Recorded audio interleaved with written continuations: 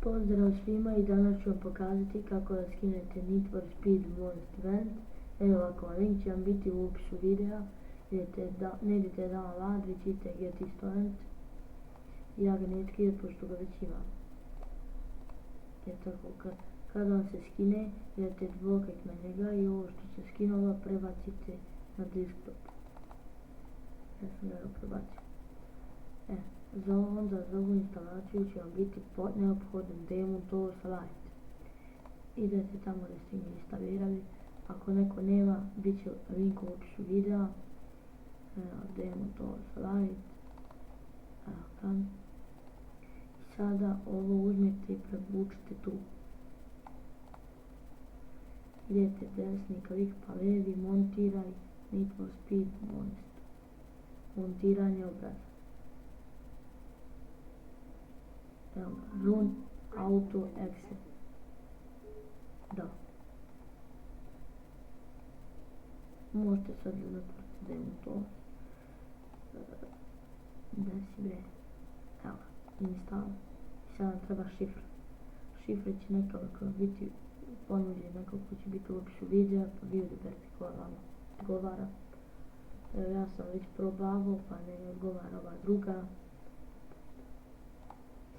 Meni odgovara ova druga.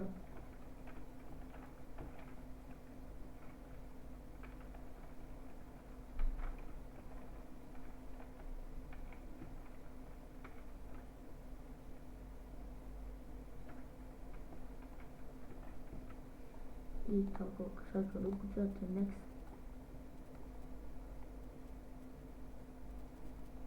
Yes.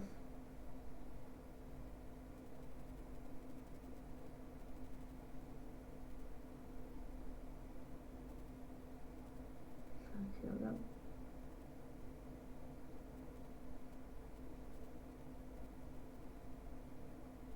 ajde, evo ga, next.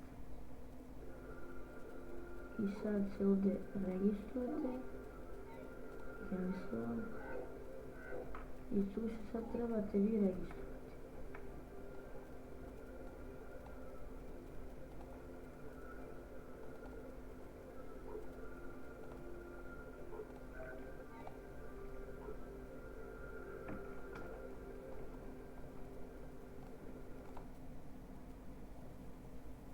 I tu izađete i tu samo spustite taj registar i ovo vam se očitava. I to kad vam se skine, bit će vam ikonica ovdje i to je to. To bi bilo to što se tiče ovog videa. Pozdrav i vidimo se u sljedećih tutoriala. Ćao!